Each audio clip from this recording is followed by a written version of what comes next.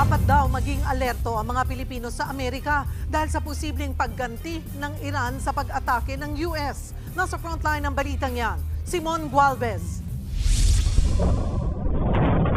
Tumagundong ang malakas na pagsabog sa Israel nang magpaulan ng missile ang Iran.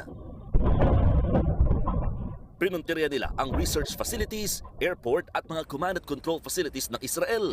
Ayon sa Iranian media, 40 missile ang pinakawalan sa Israel.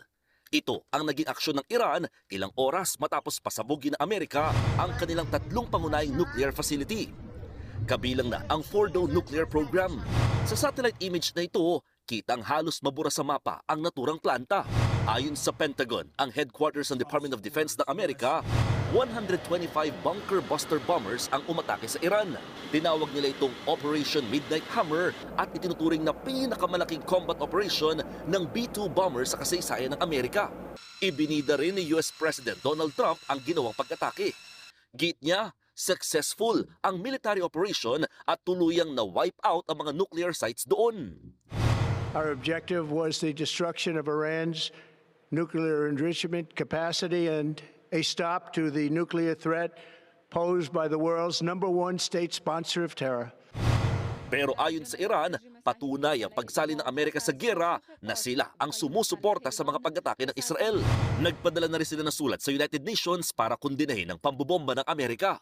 Bukod dyan, iginit din ng kanilang gobyerno na mag-withdraw ng Iran sa Nuclear Non-Proliferation Treaty. Kasunduan ito na naglalayong pigilan ang pagkalat ng nuclear weapon at pagtataguyod ng mapayapang paggamit ng nuclear energy. Nagbigay naman ng suporta sa Israel at Amerika ang ilang kaalyadong bansa gaya ng Australia, United Kingdom, France, Japan at Saudi Arabia. Pero nanawagan silang idaan pa rin ito sa diplomasya. Habang ang North Korea at Russia parehong kinundina ang Amerika sa pagsawsaw sa gulo. Naka-heightened alert naman ang mga pulis sa Amerika matapos ang pag-atake.